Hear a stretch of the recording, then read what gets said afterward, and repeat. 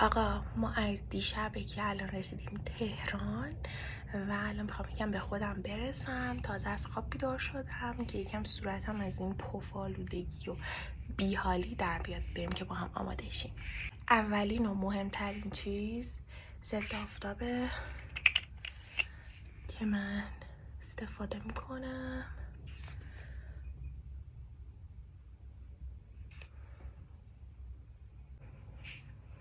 خب من کرممو پخشش کردم.